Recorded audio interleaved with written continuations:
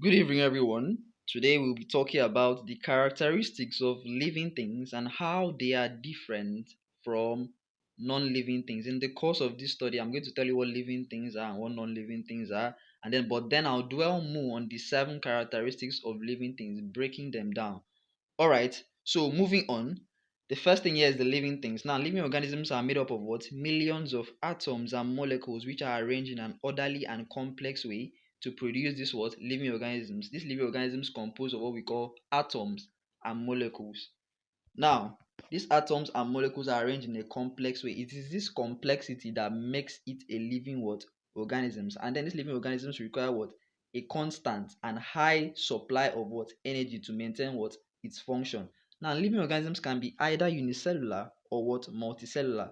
When I say living organisms are unicellular, it means they are composed of what? One cell, while multicellular organisms are composed of what? Many cells. Now, living organisms show a what? A high level of what? Organization. Non-living things, on the other hand, they do not show a high level of organization. Hence, they do not require what? A high amount of energy. Their energy content is comparatively low. What are the examples of non-living things? Your wood, your chair, your tables, those things that don't have life. All right.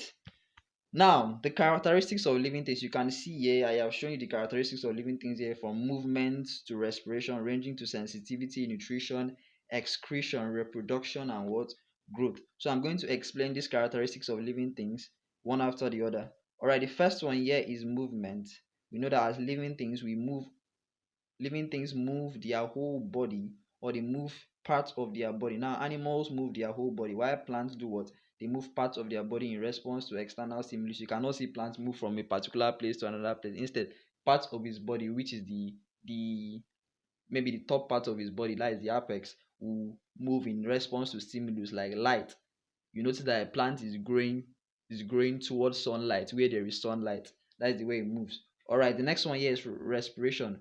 Now, you were taught that respiration is the burning of food with oxygen or air to produce what? Energy. Now, food has to be broken down with air in order for what? To produce what? Energy. All right, now there are two types of respiration. The first one is the aerobic respiration, then the second one is the anaerobic respiration. Now, aerobic respiration occurs in the presence of oxygen and involves the breakdown of glucose to produce what? Carbon dioxide, water, and ATP. What do I mean by the breakdown of glucose? Now, it will tell you that the end product of carbohydrate digestion is what?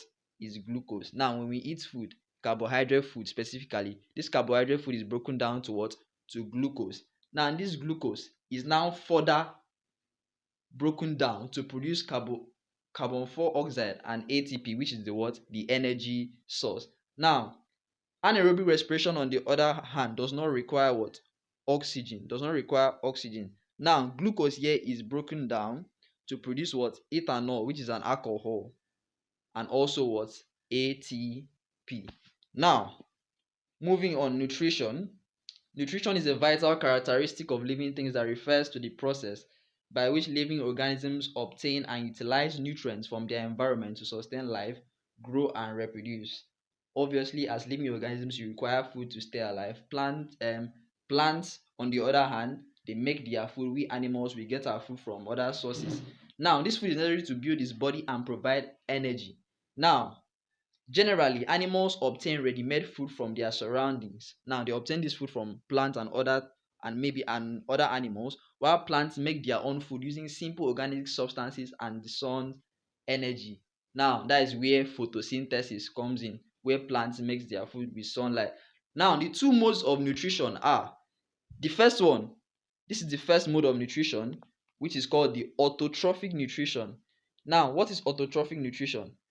In autotrophic nutrition, living organisms, produce their own food using sunlight, water, carbon dioxide, or chemicals.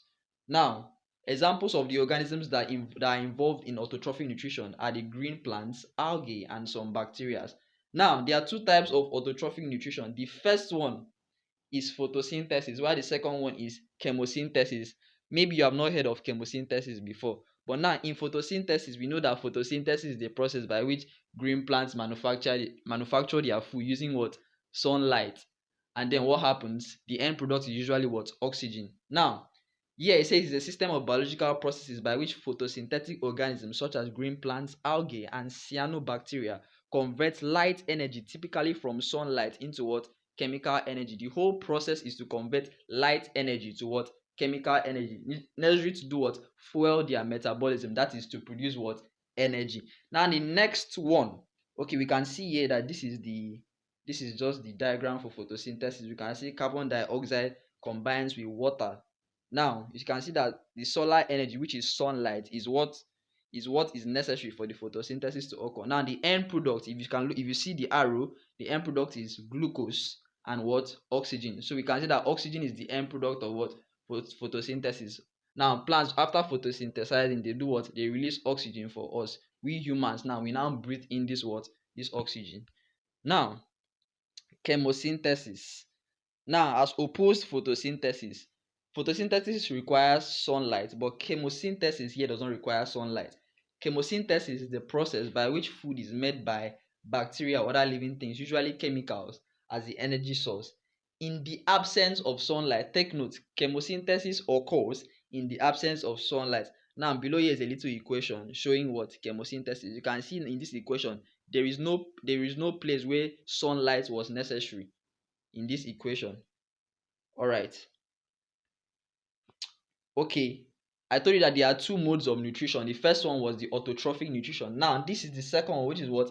Heterotrophic nutrition. Here, organisms do not produce their own food, just like humans, animals basically do not produce their own food. Instead, they depend on what? Other organisms or organic matter to obtain what? Food, nutrients. Now examples include the animals, fungi, and some what? Bacteria. Now these organisms are the ones that are involved in what? Heterotrophic nutrition. Alright, moving on. The next characteristic of living thing we are going to talk about is irritability. It's also called sensitivity. Now, in some cases, or let's say maybe you have pinched yourself and you have noticed that you feel pain. Now, how do you feel this pain? Or rather, why do you feel this pain? It is because your body is what? It is sensitive. You have been able to what? Respond to something we call stimulus. A particular stimuli, which is the stimulus of what? Of touch. Now, what's irritability? It's the ability of living organisms to respond to changes in their environment and changes within itself. These internal or external changes are known as what? Stimulus. Now, initially nothing had occurred. Then all of a sudden you were now pinched by someone. That is a change. Something has now happened, which is not normal. And then obviously your body has to respond to this change. Maybe you are going to feel pain, or maybe a slight sensation. Now your ability to respond to this stimulus of touch, it can be sound, it can be any stimulus, now is what we call what? Irritability. Now this stimuli is the plural form of what? Stimulus. These stimuli are detected by receptors. Now what are these receptors? Receptors can be the object that is detecting the stimulus. It can be your skin, it can be your eye, maybe it's the stimulus of what? The stimulus of light. Alright. Receptors, sensory cells, or sense organs, and appropriate responses are produced in response to this what? To this what? Stimuli.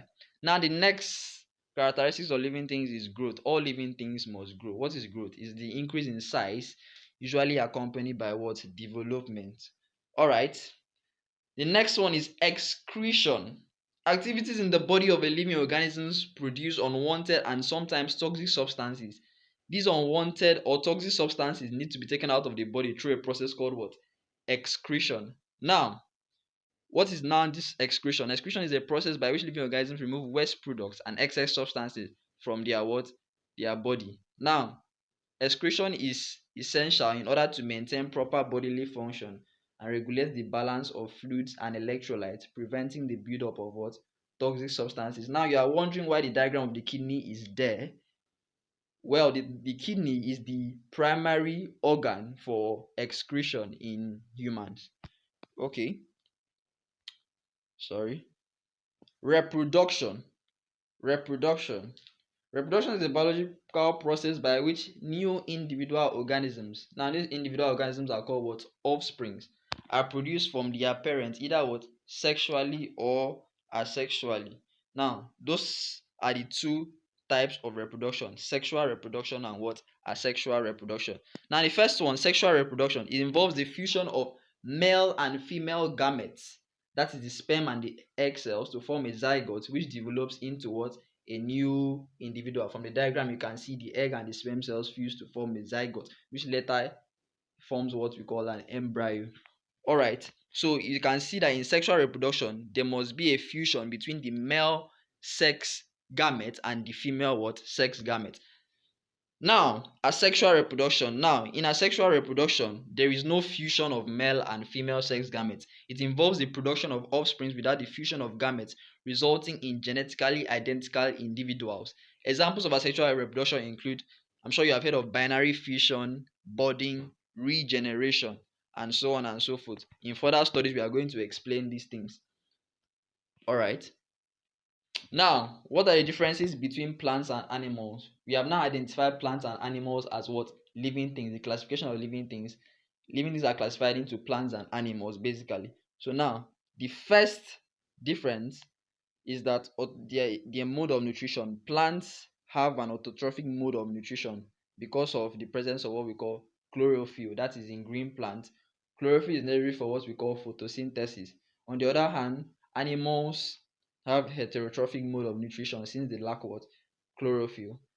Now, there is limited movement in plants because there is no organ for locomotion. Plants cannot move from place to place, but animals on the other hand can move from place to place. Plants respond slowly to external stimulus, but animals respond quickly to stimulus. Now, plants lack sense organs, but animals possess well-developed sense organs. Now, plants lack excretory system, but now they have specialized structures which helps them to remove waste materials. Animals we know have excretory organs. Now, plant growth is apical. That means they grow from the tip, from the, let's say, the apex, the top. Now, animals growth occurs in all parts. All the parts of an animal will grow. Alright. Viruses as living and non-living things. Since we have talked about living and non-living things and their characteristics, now there's this particular organism called the virus, and the virus exhibits the characteristics of both living and non-living things. Now, which you are now wondering, how can an organism behave as a living and a non-living thing? Now, why is this possible? Virus as a living thing, what are the characteristics? They reproduce by replicating in the living cell of a host. That is what reproduction. They replicate. Now, they possess the characteristics which are transferred from generation to generation. They possess characteristics that are transferred from generation to generation. That is the characteristic of living thing, reproduction. Alright, now, why are viruses classified as non-living things? They don't have any cellular structure. Now, I told you that every form of life originates from the cell level. Now, viruses do not have cellular structure. Instead, they have DNA and RNA molecules. Okay, let's go to the diagram of viruses. You can see here, there is no cellular structure here. They just have the DNA molecule here, the head, which is the protein coat. Yes, and then the tail. And you can see the other parts of the viruses. There is no cellular structure.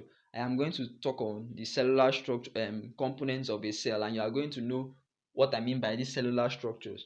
Alright, so now we can see that viruses are seen as non-living things because they lack what? Cellular structures. Okay, you can just look at the diagram here.